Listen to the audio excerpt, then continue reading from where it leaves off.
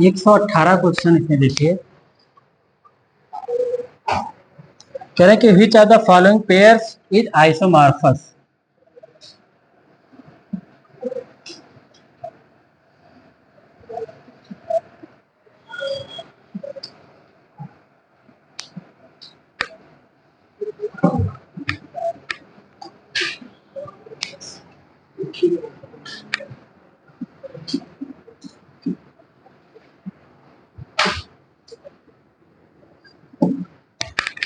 इसमें इन्होंने ऑप्शन दिया है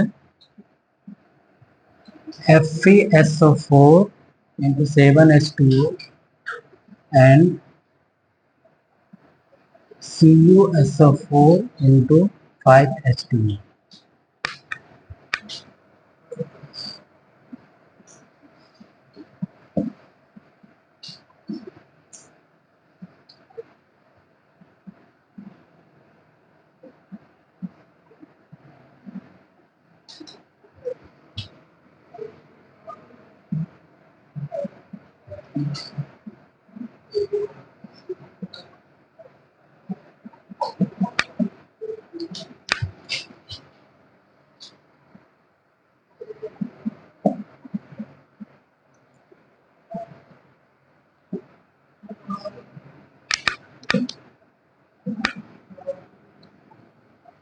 आइसोमॉर्फस होते क्या हैं?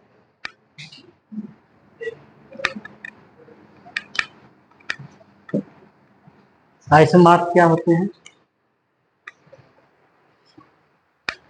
वे यौगिक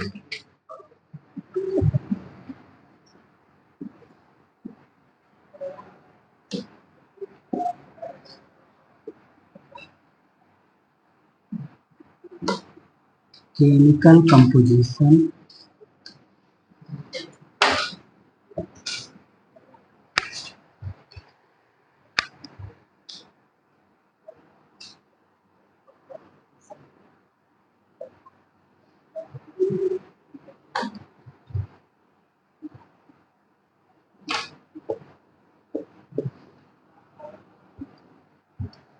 वे यौगिक जिनके केमिकल कंपोजिशन और क्रिस्टल लैटिस सेम होता है। केमिकल कंपोजिशन जैसे ये FeSO4 है, ठीक है, इसका ऑक्सीडेशन नंबर निकालेंगे या इस पे चार्ज निकालेंगे। ये क्या होना चाहिए, जैसे यहाँ पे देखिए, यहाँ पे क्या है, +2 चार्ज है, इस पे -2 चार्ज है, ठीक है, इस पे -2। क्रिस्टल लैटिस का मतलब जो ये हाइड्रेटेड एटम है, यहाँ पे 7H2O हो, यहाँ पे देखिए 5H2O हो। यहाँ पे अगर इसके निकालेंगे Cu क्या होगा, Cu प्लस होता है ना, 1 चार्ज, Cu2 प्लस और इस पे 2 माइनस चार्ज होगा। लेकिन यहाँ पे देखिए क्रिस्टल जो लैटिस है, इसका जो है अंतर, यहाँ पे 7H2O है, यहाँ पे 5H2O है। इस तीसरे वाले में देखिए, यहाँ पे अगर इसका देखेंगे, इस पे +2 चार्ज है और इस पे -2 चार्ज है। यहाँ पे देखिए 7H2O है और यहाँ भी 7H2O है, यहाँ पे +2 चार्ज, यहाँ पे -2 चार्ज, यहाँ पे 7H2O और यहाँ भी 7H2O। तो यहाँ पे जो ऑप्शन आपका सही होगा ये वाला होगा। आइसोमॉर्फ हमारे यही कहलाएंगे, वे यौगिक जिनके केमिकल कंपोजिशन और क्रिस्टल लैटिस सेम होगा, वो हमारे आइसोमॉर्फ कहलाते हैं।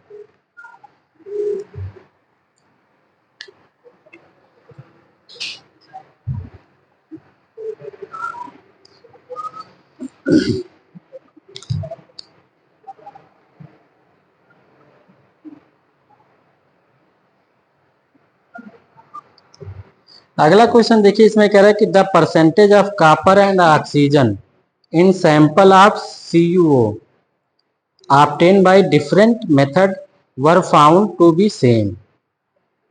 The illustrates the law of, ये लॉ कौन सा होगा, constant proportion, conservation of mass, multiple proportion, reciprocal proportion. इस क्वेश्चन को करने से पहले सबके बारे में एक बार जान लें।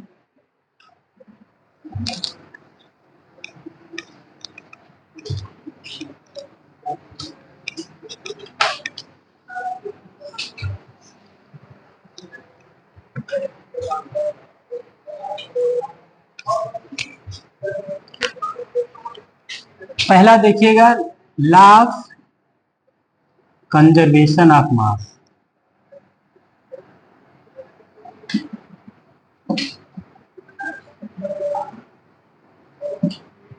ये ला किसने दिया था? लेवाइसियर ने दिया था।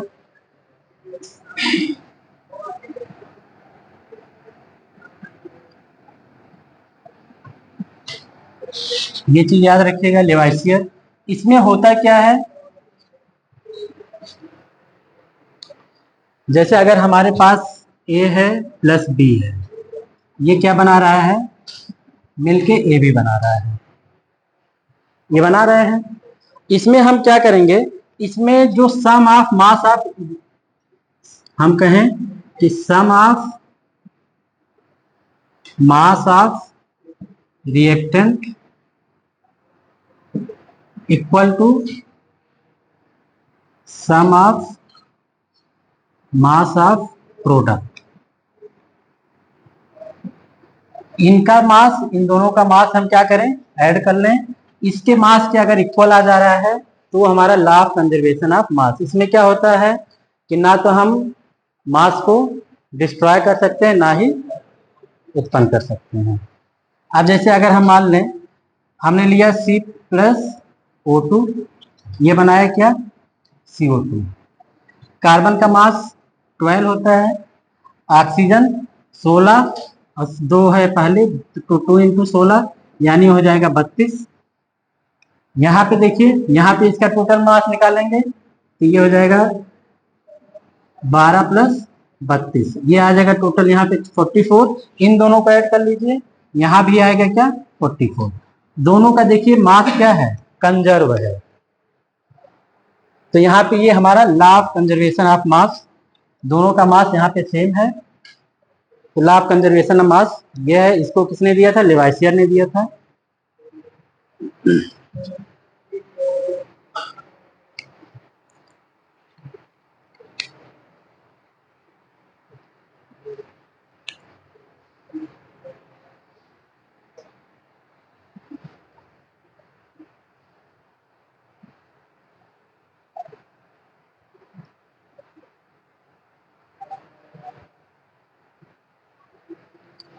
डन।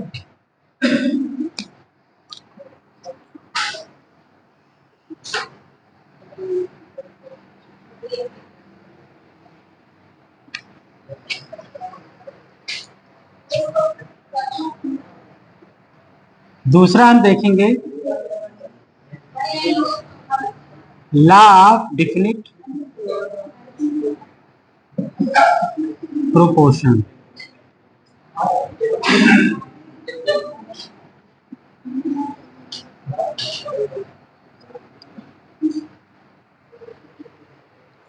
इसी को हम कहते हैं लॉ ऑफ कांस्टेंट प्रोपोर्शन भी कहते हैं। जो डिफिनिट है इस यहाँ पे कांस्टेंट प्रोपोर्शनल भी कहते हैं।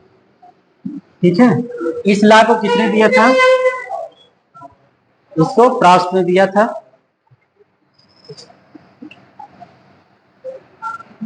इसको प्रॉस्ट ने दिया था। इसका जो डिफिनीशन होगा उसमें क्या कहते हैं, ये when two or more element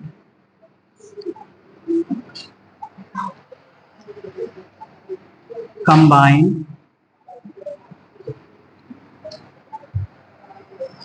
to form any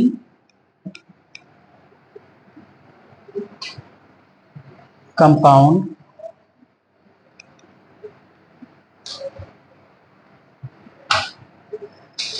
they do so indefinite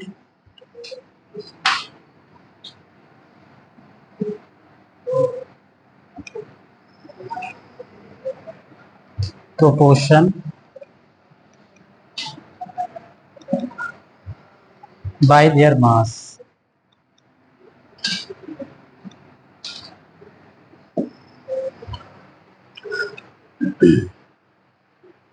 जैसे हम कोई दो एलिमेंट ले लें, जैसे हमने मान लिया कि अगर हमने लिया क्या, सी वाटर लिया, सी वाटर ले लिया, हमने एक ले लिया रेन वाटर,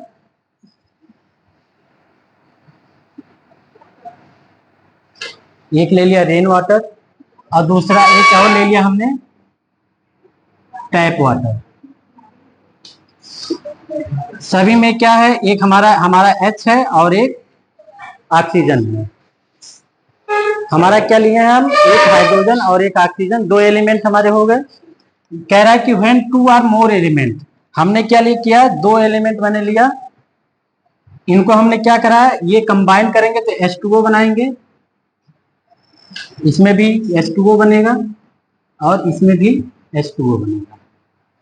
इनमें जो इनका कंपोजिशन होगा, इनका जो प्रोपोर्शन मास होगा, जो जैसे यहाँ पे क्या है, इसका मास कितना होगा, 2 होगा, इसका कितना होगा 16। इनका रेशियो, इनका रेशियो और इनका रेशियो, ये रेशियो मास का जो रेशियो होगा वो क्या होगा, इक्वल होगा।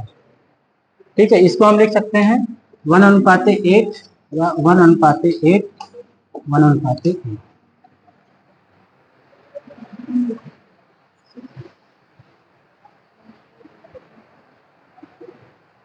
ये सब क्या होंगे, जैसे जितने भी कंपाउंड हमारे यहाँ पे बनेंगे उन सबका जो रेशियो होगा वो सेम होगा, एक प्रिपोर्शन में होगा। जैसे यहाँ पे हमने देखा, ये जो हमारा सी वाटर है, सी वाटर, इसका भी क्या है, प्रिपोर्शन 1:8 है। रेन वाटर में भी ये है, टैप वाटर में भी है।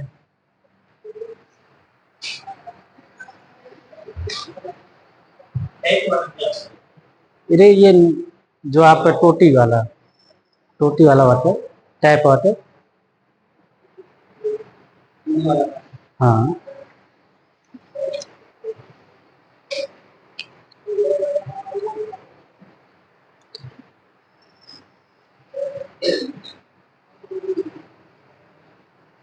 इसमें हम और भी एग्जांपल ले सकते हैं, जैसे हम ले लें कैल्शियम कार्बोनेट ले लें, H2CO3 ले लें, या हम CO2 ले लें। हमने क्या लिया, अलग अलग जितने भी इसमें क्या है, कार्बन, ऑक्सीजन, कैल्शियम, ये 3 कंपाउंड इसमें है, 3 एलिमेंट। यहाँ पे हाइड्रोजन, कार्बन, ऑक्सीजन, यहाँ पे कार्बन ऑक्साइड, ये क्या बनाएंगे सब मिलके, ये जगह टूटते हैं क्या बनाते हैं, CO2 बनाते हैं, CO2 में टूट जाते हैं सब। अब यहाँ पे जो कार्बन और ऑक्सीजन का जो कंपोजिशन होगा, जो रेशियो होगा, यहाँ पे देखिए कार्बन का 12 है, इसका 32 है, ये रेशियो आएगा 3:8 में ही, ये जितने भी होंगे सब 3:8 में होंगे। ये हमारा क्या कहलाएगा, लॉ ऑफ कांस्टेंट प्रोपोर्शन या डेफिनिट प्रोपोर्शन कहलाएगा।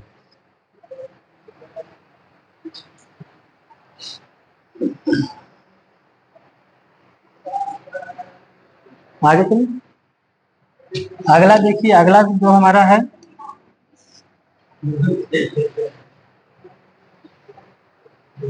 तो नहीं रह सकते आप, अच्छा लिख दे रहे हैं।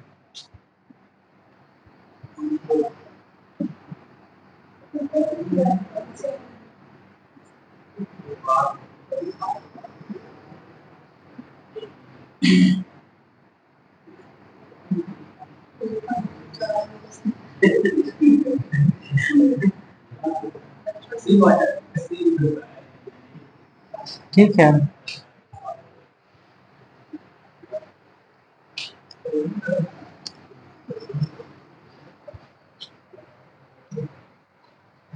तीसरा हम पढ़ते हैं लॉ ऑफ मल्टीपल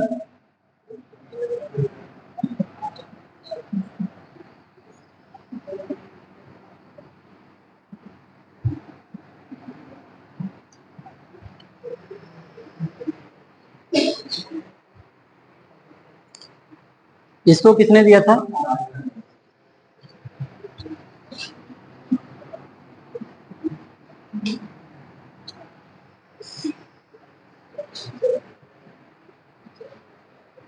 मिटा दे,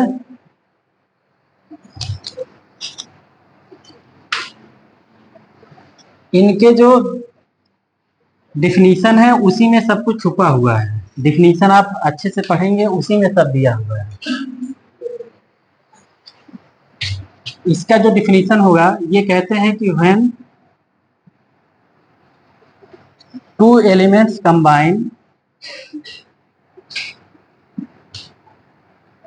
ये जो डिफिनीशन है ये आपका एनसीईआरटी से लिया गया है, ठीक है। When two elements combine to form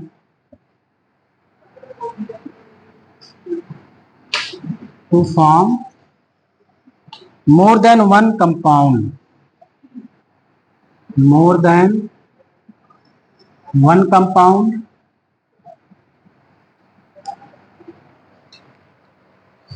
then the different masses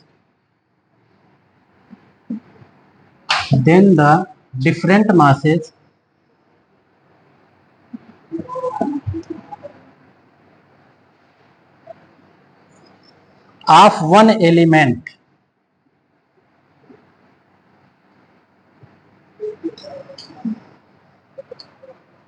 combine with fixed masses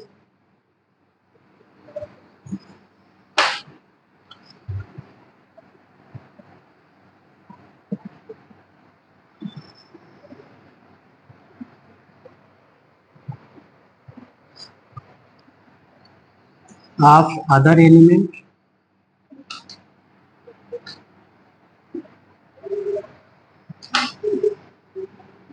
bears a small whole number ratio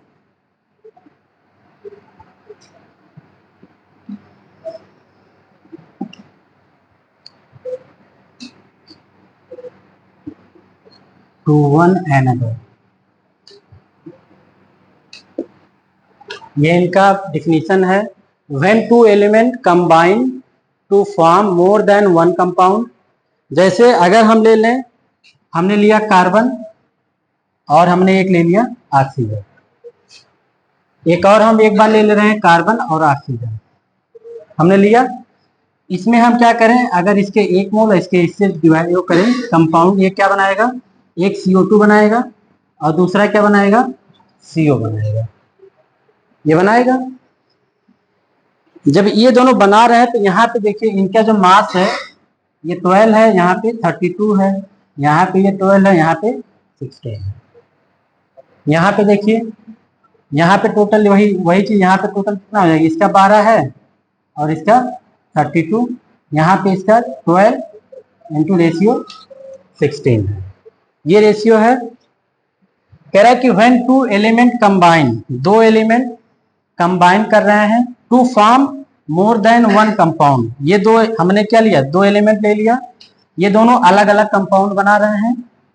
one element combine with fixed masses, यहाँ पे देखिए वन एलिमेंट, ये जो कार्बन है इसका जो मास है क्या है, फिक्स है, इनका मास फिक्स है। One element combine with fixed masses of other element, जो दूसरा एलिमेंट है उससे क्या है, अलग है।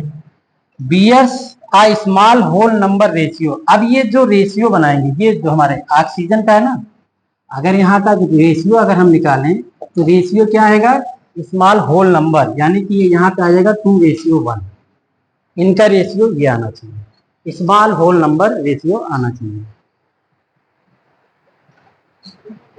ठीक है।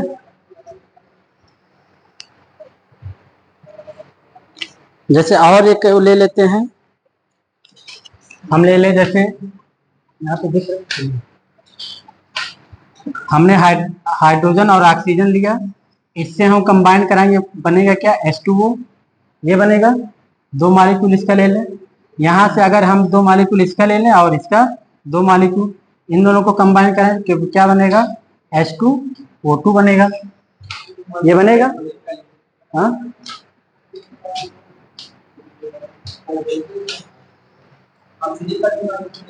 सॉरी, इसका दोनों, यहाँ पे ये H2O बना, यहाँ पे H2O2 बना। यहाँ पे देखिए इसका जो मास है, इसका मास क्या है, 2 है, यहाँ पे इसका मास 2 है, यहाँ पे इसका मास 16 है, यहाँ पे इसका मास 32 है। अब ये दोनों क्या हुआ, इसके मास यहाँ पे देख लीजिए, when two element combine with combines to form more than one compound, ये दो हमारे एलिमेंट है, ये क्या किए, कंबाइन किए, दो अलग अलग कंपाउंड बनाए। Then the element, then the different masses of one element, इसका मास देखिए क्या है, अलग है, एक एलिमेंट का मास अलग अलग है।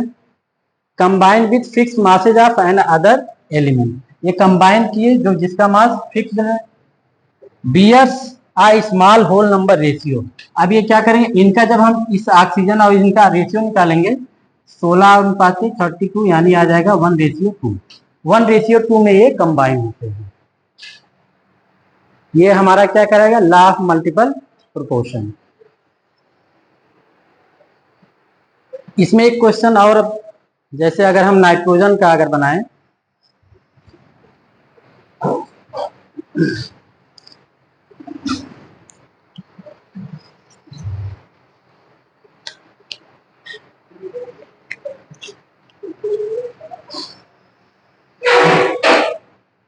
मिटा दें,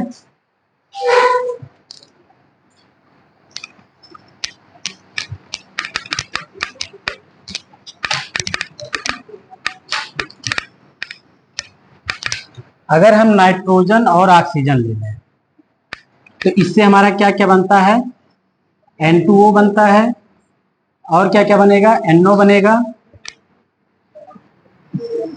N2O3 बनेगा, और क्या बनेगा, हाँ हाँ NO2 बनेगा, और एक और बनता है N2O5, ये बना। यहाँ पे देखिए अगर इनके मासेस का हम वो करें मास, यहाँ पे इसका मास कितना है, 28 है, यहाँ पे इसका मास 16 है, यहाँ पे इसका मास 14 है, यहाँ पे 16 है, यहाँ पे इसका मास 28 है, यहाँ पे 48 है, यहाँ पे 40 है, यहाँ पे 32 है, यहाँ पे 28 है, और ये 80 है। ठीक, अब यहाँ पे हम कैसे क्या करेंगे, यहाँ पे हम क्या करेंगे, किसी एक का, जैसे हम नाइट्रोजन के मास को हम क्या करें, फिक्स करें। यहाँ पे देखिए 28 है, 28 हम फिक्स रहने दे रहे हैं। जब हम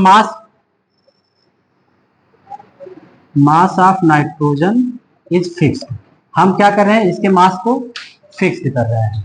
तो अगर ये नाइट्रोजन N2O, यहाँ पे हमारा N2O बना है, इसका मास कितना है 28, और ये 16, 28 हमने क्या किया, फिक्स कर दिया है,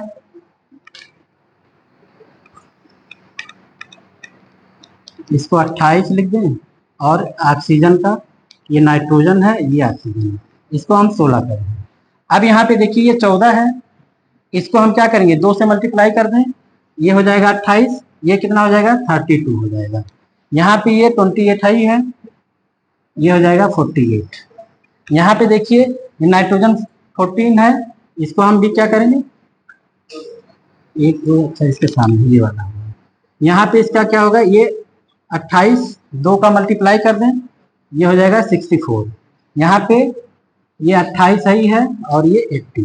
अब यहाँ पे देखिए हमने क्या किया, एक को हमने फिक्स कर दिया है, अब इसका रेशियो हम निकाल लें, ये 16 दूना 32, 32, और फिर ये 48, 64, और इन दोनों का रेशियो आ जाएगा कितना, 1/2, इन दोनों का रेशियो आ जाएगा 1/3, इन दोनों का रेशियो क्या आएगा, 1/2 नहीं, ये हो जाएगा 48/64, ये आ जाएगा 3/4। ऐसे इन दोनों का रेशियो निकाल लेंगे, तो ये क्या होना चाहिए, एक in simple whole number ratio आना चाहिए। मल्टीपल प्रोपोर्शन में देखिए ये क्या है, इसका जो है हम क्या देख रहे हैं, 16 दूना 32, 32, और इसमें फिर 16 इसमें जुड़ा हुआ है, तो ये एक तरीके से हम कहें कि इसका मल्टीपल भी है, ये भी हम कह सकते हैं। तो जहां भी अगर ऐसे कोई आ जाए तो वहां पे आपको क्या करना, उसके मास को, किसी एक एलिमेंट के मास को हम क्या करेंगे, फिक्स कर लेंगे, और दूसरे का हम सिंपल रेशियो निकाल लेंगे।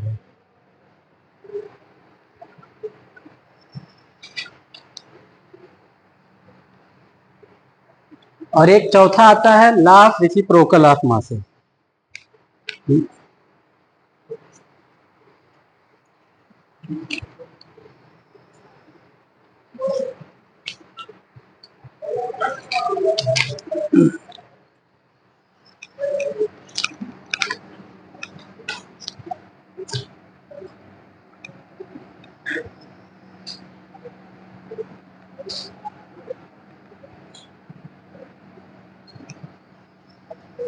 Law of reciprocal. ये किसने दिया था? कौन सा? हाँ, Richard, spelling RITCHER।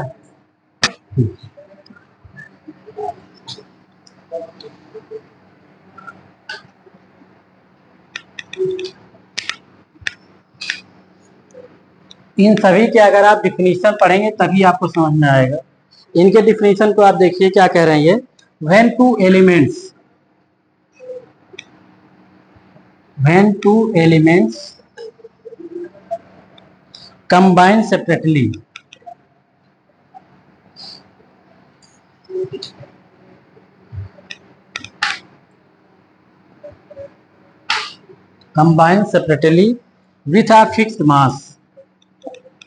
with a fixed mass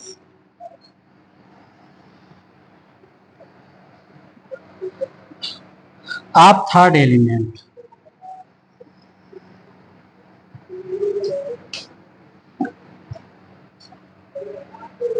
then the ratio of masses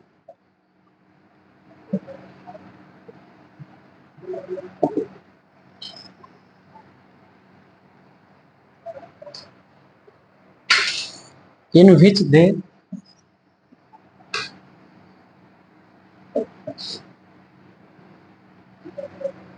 do so bears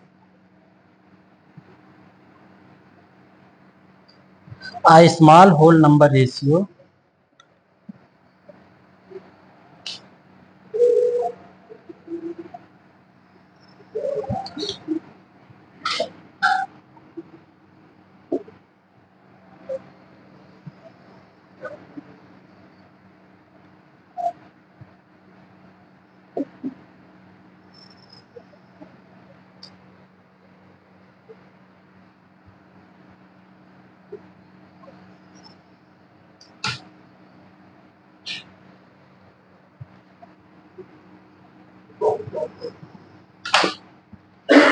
कह रहे हैं कि when two elements combine separately with a fixed masses of third element.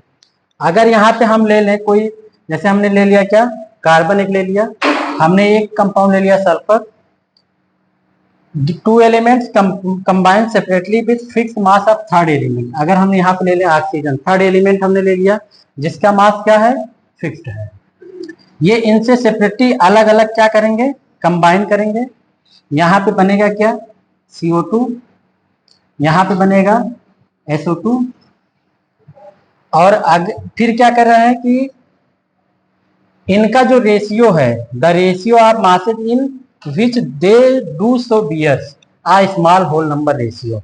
यहाँ पे हम अगर देखें कार्बन और ऑक्सीजन, यहाँ पे इसका 12 है, इसका 32 का रेशियो है, यहाँ पे ये 32 रेशियो 32 का है, ये रेशियो है इन दोनों का।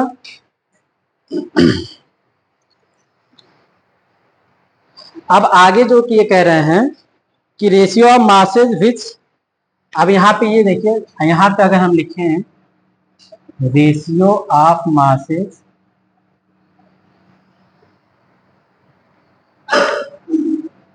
इन विच कार्बन एंड सल्फर, ये कंबाइन होके क्या बना लेंगे, CH2 बनाएंगे। कार्बन एंड सल्फर देमसेल्फ, ये दोनों आपस में क्या करेंगे, रिएक्शन करेंगे, देमसेल्व्स कंबाइन। अब यहाँ पे कार्बन और सल्फर का जो रेशियो होगा वो क्या होगा, कार्बन और इसका रेशियो, यहाँ पे इनका रेशियो क्या 12 है, सल्फर का ये हो जाएगा 64, यानी 12:64। इनका जो रेशियो आ रहा है 12:64, इसको हम क्या और सिंप्लीफाई करें तो 3:16 हो जाएगा। यहाँ पे देखिए लिखा हुआ है कि लास्ट लाइन आप पढ़िएगा कि अगर ये जो हमारे दो एलिमेंट हैं ये देम सेल्फ कंबाइन होने चाहिए। लास्ट वाला लाइन आप पढ़िए कि यहाँ पे देखिए इन सब का रेशियो निकाल लिया, होल नंबर रेशियो, उसके बाद आप masses in which they them self combine. ये जो हमारे दो एलिमेंट थे पहले, जो मैंने ये व्हेन टू एलिमेंट्स लिए थे, ये क्या करेंगे, ये खुद भी कंबाइन होंगे। देमसेल्फ कंबाइन होंगे, इनका जो रेशियो और फिर यहाँ पे इन सब का रेशियो अलग अलग निकाल लें। यहाँ पे जो रेशियो आएगा इसका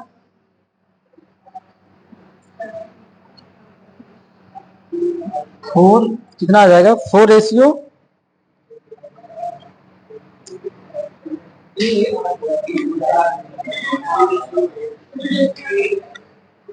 इसको क्या है? हाँ ये 3/3 आ जाएगा और ये 1:1 आ रहा है। ठीक है, इन दोनों का रेशियो 1:1 आ रहा है। अब ये क्या कह रहे हैं कि ये जो हमारा यहाँ पे अगर हम देखें ये थर्ड वाले एलिमेंट से बनाए हैं, यहाँ भी हम लिख सकते हैं carbon and sulphur combine with third element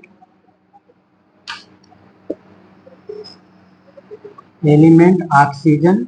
इसका मास क्या है, फिक्स है, इसका मास फिक्स्ड है और इनका जो रेशियो है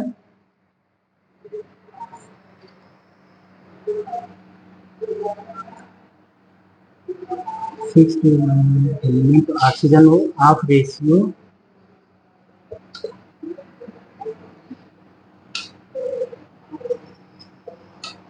अब इन दोनों का हम क्या निकालेंगे, यहाँ पे जो रेशियो इसका आया देखिए 3:8 आया है ना, कम इसका और इसका अगर हम कंबाइन कराएं तो 3:8 आया है।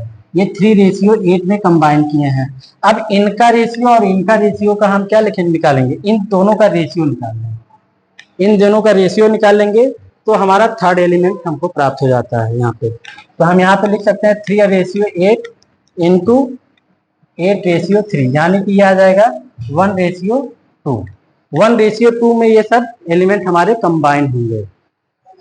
यहाँ पे हम एक चीज और ध्यान दीजिएगा, जब भी लॉ ऑफ रेसिप्रोकल की बात करेगा तो यहाँ पे तीन हमारे कंपाउंड बनेंगे, ये चीज ध्यान दीजिएगा।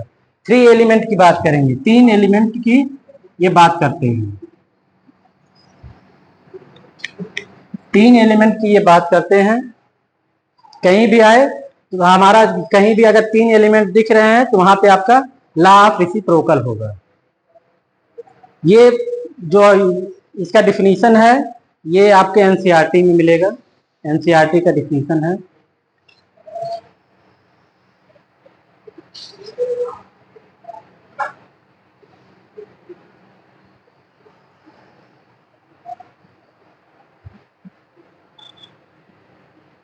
अब आपके क्वेश्चन पे आते हैं।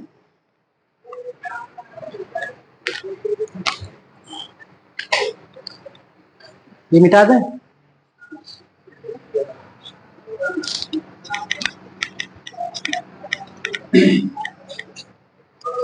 119 क्वेश्चन देखिएगा, 119 नंबर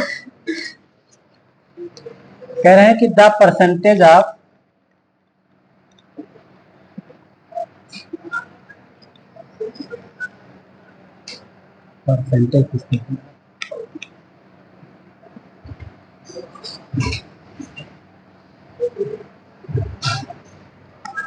कॉपर एंड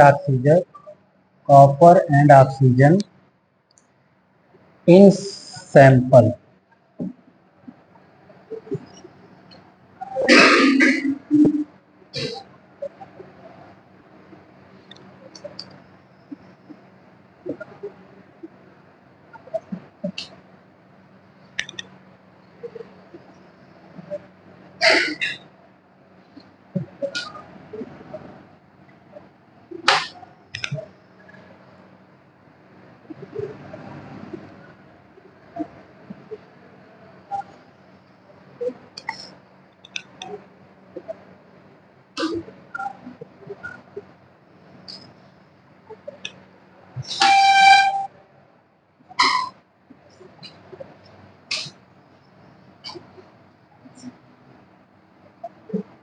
कौन सा लॉ फॉलो कर रहा है।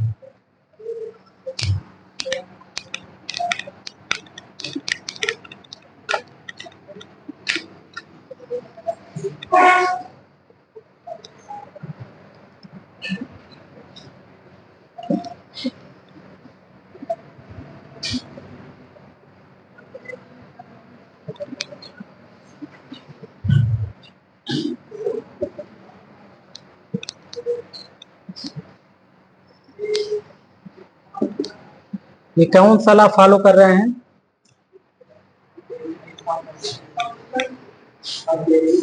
अभी आप लॉ ऑफ कांस्टेंट का डिफिनीशन पढ़िए।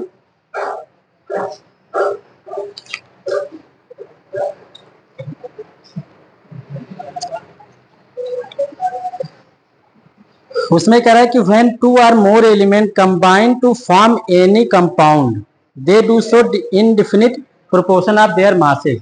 यहाँ पे देखिए कह रहा है कि the percentage of copper and oxygen in sample of copper oxide obtain by different.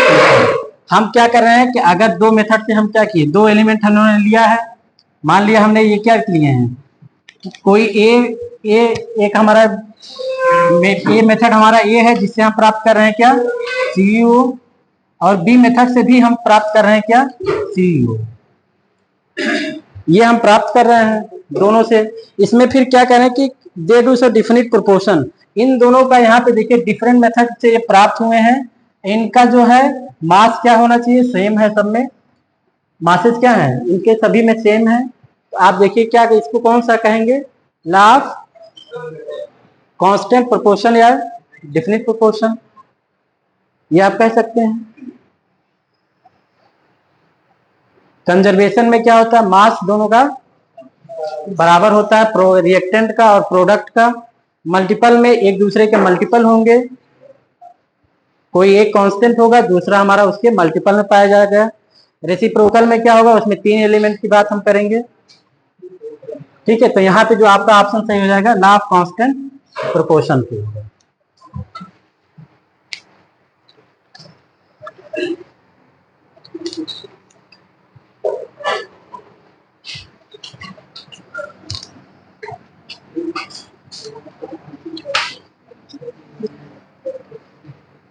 अगला क्वेश्चन देखिए 120 नंबर। इसमें पेयर्स दिए हैं,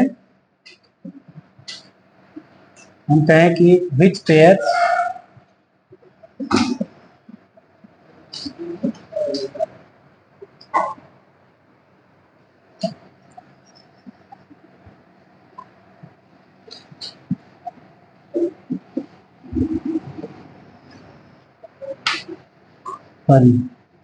law of multiple proportion.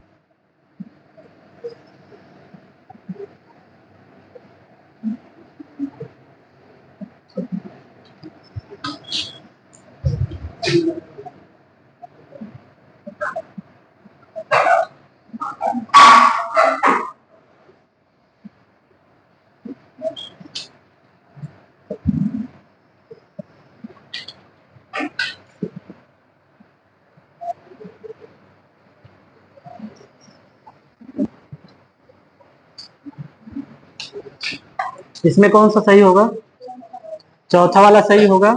Multiple proportion में आपका ऑप्शन, इसमें देखिए एक जो हमारा क्या है कांस्टेंट है, दूसरा इसमें इसका मल्टीपल है। ठीक है, तो इसमें आपका चौथा वाला ऑप्शन मल्टीपल प्रोपोर्शन में ये है। 2004 का पेपर खत्म हो गया आज, इसीलिए हम डिफिनेशन में पढ़ाए, हम कहे कि इसी को खत्म कर दें। नहीं, तीन